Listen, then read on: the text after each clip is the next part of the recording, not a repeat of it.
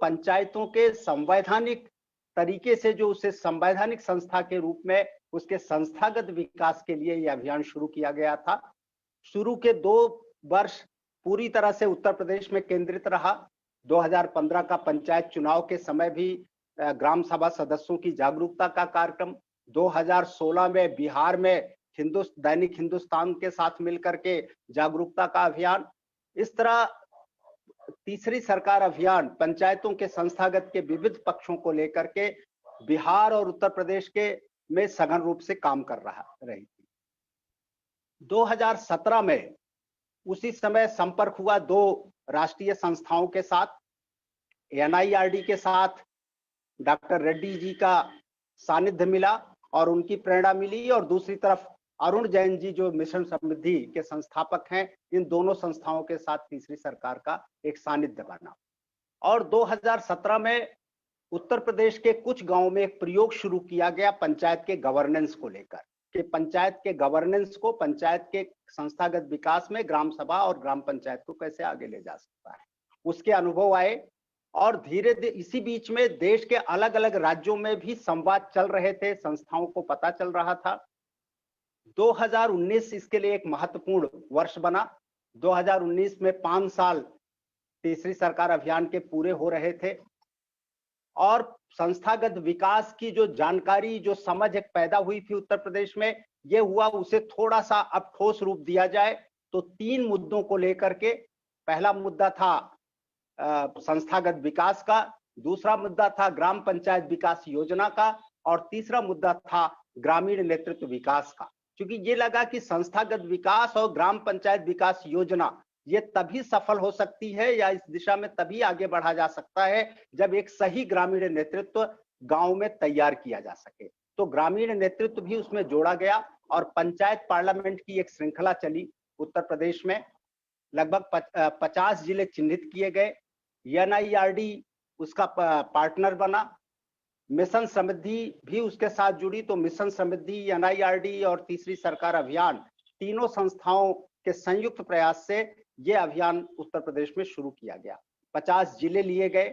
50 जिलों में सबसे पहले 5-5 गांव के क्लस्टर पर ग्राम संसदें आयोजित की गई इन तीनों विषयों पर, जहां संवाद हुआ। उसके बाद जिला स्तरीय पंचायत पार्लियामेंट हुई और फिर अंत में 5 जनवरी को 3 दिन की राज्य स्तरीय पंचायत पार्लियामेंट का आयोजन हुआ।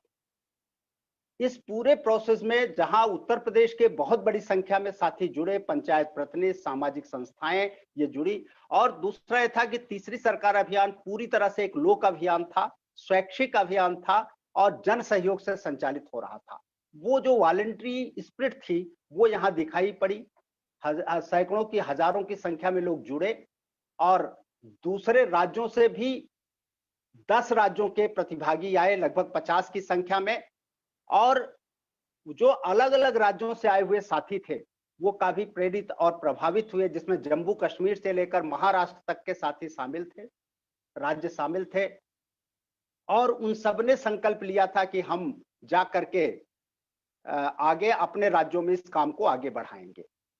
फरवरी का महीना, फरवरी 2020 एक और उल्लेखनीय महीना बना जब उत्तर प्रदेश में राज्य स्तर पर विश्व केंद्र के साथ सहयोग करके विश्व केंद्र सहयोगी बना और उसके साथ मिलकर के हम लोगों ने ग्रामीण नेतृत्व विकास पर 3 दिन का राज्य स्तरीय सम्मेलन रखा, जिसमें यह तय किया गया था कि इसमें एक नीति तय की जाएगी, कार्यक्रम बनेगा और पूरे उत्तर प्रदेश में ग्रामीण विकास नेतृत्व को आगे ले जाया जाएगा। चूंकि 2020 के ही अंत में चुनाव आने थे पंचायतों के।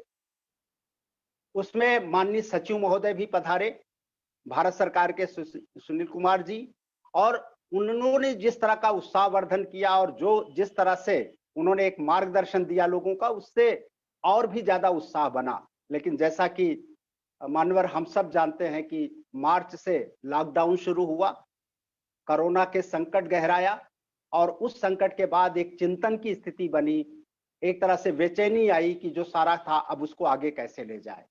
इसी बीच में ये चीज तय हुई कि हम इसे वर्चुअल सेमिनार्स के माध्यम से, ई संगोष्ठियों के माध्यम से इस काम को हम लोग आगे ले जा सकते हैं। लोगों के सुझाव आए और ये प्रोसेस शुरू हुआ मानवर। और 17 मई को उत्तर प्रदेश में पहली ई संगोष्ठी हुई थी और 11 जुलाई को अंतिम ई संगोष्ठी महाराष्ट्र में हुई। टोटल 10 राज्यों में हुआ, उत्तर प्रदेश, बिहार, झारखंड, मध्य प्रदेश, राजस्थान, हरियाणा, पंजाब, उत्तराखंड, छत्तीसगढ़ और महाराष्ट्र। इन 10 राज्यों में ये हुआ। कश्मीर में बिल्कुल तैयारी थी, लेकिन इंटरनेट की कमी के कारण वहां हम लोग नहीं कर पाए। तो इन 10 राज्यों में हुआ, हजारों लोग इसमें जुड़े। मुख्य रूप से 758 लोग की इन सब में बिल्कुल सक्रिय और भागीदारी रही और ज्यादातर डिस्कशन हुआ, इसमें चर्चाएं हुई। विषय रखा गया था, जो प्रधानमंत्री का आह्वान था कि कोरोना का संकट, आत्मनिर्भर गांव में पंचायतों की क्या भूमिका होगी। पूरी चर्चा आत्मनिर्भर गांव पर केंद्रित रही और बहुत सारे सुझाव, बहुत सारे बिंदु निकल करके आए, उपाय निकल करके आए इसको आगे बढ़ाने के लिए। एक उत्साह पूरी तरह से बना। उसके बाद 2 अगस्त को एक समीक्षा बैठक की गई 10 राज्यों की। उस समीक्षा बैठक के दौरान सबको ये महसूस हुआ कि 2 चीजें आई हैं। एक तो ये आया है कि अगर सच में पंचायतों के माध्यम से गांव की आत्मनिर्भरता लानी है और ये आत्मनिर्भरता राष्ट्र की आत्मनिर्भरता का आधार बनेगी, तो पंचायतों को सशक्त करना पड़ेगा। पंचायतों के रास्ते में जो रुकावटें हैं, उन रुकावटों को दूर करने की कोशिश करनी होगी और उन्हें उसके लिए सक्षम बनाना पड़ेगा। इसके लिए जब बिंदु उसमें जो उभर के आए गए, देखा गया था, कुछ तो अपने हिस्से के थे, पंचायतों के हिस्से के, ग्राम सभा के हिस्से के, और कुछ बिंदु थे जो राज्य सरकारों के हिस्से के थे। तो राज्य सरकारों के जो हिस्से के थे उसको पहले ही हर राज्य में एक प्रतिवेदन बनाकर राज्य सरकारों को, मुख्यमंत्री को भेजा जा रहा था। कई जगह भेजे जा चुके थे, कुछ जगह उसकी प्रक्रिया चल रही थी उस समय। और ये आया कि कुछ ऐसे महत्वपूर्ण बिंदु हैं जो संघ सरकार के समक्ष भी, भारत सरकार के समक्ष भी हमें रखने चाहिए, उन बिंदुओं का, जिससे वो रुकावटें खत्म हो सके और वो उपाय, वो सुझाव, जिससे कि इसको तेज गति से आगे ले जाया जा सके। और ये लगा कि जहां आदरणीय मंत्री जी जैसा नेतृत्व हो, जो ग्रामीण विकास और पंचायती राज को एक साथ देख रहा है और उनकी जो संवेदनशीलता है, उदारता है, उसके आधार पर अगर उनके समक्ष इन बिंदुओं को रखा जा सके और अगर ये रखा जाएगा तो निश्चित रूप से निकल करके ये आएगा कि एक रास्ता बनेगा और आगे हम आसानी से और इस मूवमेंट चीज को आगे ले जा सकेंगे। मानवर वहां एक प्रस्ताव पास हुआ कि आदरणीय मंत्री जी से निवेदन किया जाए कि वो आए और उनके समक्ष करें और उनका अगला मार्गदर्शन लें कि अगर इस दिशा में आगे जाना चाहते हैं तो हमें किस रास्ते पर जाना चाहिए और हम लोग क्या भूमिका अदा कर सकते हैं, जो भारत सरकार का एक स्वप्न है देश को आत्मनिर्भर बनाने का। आदरणीय राम बहादुर राय जी ने बड़ी सहजता से कहा कि इंदिरा गांधी राष्ट्रीय कला केंद्र इसमें अगुवाई कर सकता है, साथ जुड़ सकता है। उस मीटिंग में उन्होंने प्रस्ताव रखा राय साहब से। और इस पंचायत के सवाल को लेकर मेरे साथ जो करीब आज से 20 साल पुराना रिश्ता है, जब मैं नेहरू युवा केंद्र में था और उस समय भी जब भी पंचायतों को लेकर करता था, वो जब जनसत्ता के संपादक थे तब उसको बहुत ज्यादा प्रोत्साहित करते थे। आज यथावत पत्रिका के माध्यम से उन्होंने बहुत सारा पंचायतों को लेकर के उस चीज को आगे बढ़ाया है मानवर। और उन्होंने इस पूरे अभियान में जो आज यहाँ 4 विशिष्ट प्रतिभाएं उपस्थित हैं, जनक पांडे जी, अरुण जी, रश्मि जी और राम बहादुर राय जी और रेड्डी साहब, इन सारे जितने 10 राज्यों में कार्यक्रम हुए, जो वेबिनार्स हुए, उसमें इन सब में ज्यादातर में इनकी भागीदारी रही। ये एक सलाहकार के रूप में, संरक्षक के रूप में बराबर इस अभियान के को मार्गदर्शन देते रहे आगे के लिए।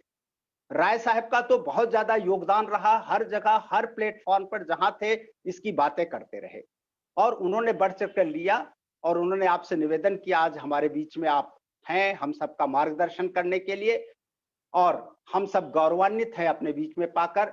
यहाँ पर 10 राज्य से ही नहीं बल्कि उसके बाद तो कई राज्यों से तैयारियां शुरू हो गई हैं, उड़ीसा से, गुजरात से, सिक्किम में, सभी राज्यों में ये प्रक्रिया शुरू होने जा रही है। और वहां के साथी भी इस समय जुड़े हुए हैं यहाँ पर। तो मान्यवर, ये एक पृष्ठभूमि थी पूरी, जिसमें अभी इन लोगों ने ये किया कि बाकायदा उन 10 राज्यों में नेटवर्किंग भी शुरू हो गई है, एक पहुंच बनी है जिसका सब इन लोगों ने प्रेजेंटेशन बनाया है। आगे इनकी क्या कार्य योजना है मार्च 21 तक की, और एक सुझाव पत्र भी है जो आपके समक्ष समय मिलने पर प्रस्तुत करेंगे, नहीं जेएस साहब के सामने प्रस्तुत करेंगे, क्योंकि आपका समय बहुत बहुमूल्य है आज। तो ये एक संक्षेप में मैंने इसकी पूरी पृष्ठभूमि और अब तक के जो प्रयास थे वो मैंने आपके सामने रखा।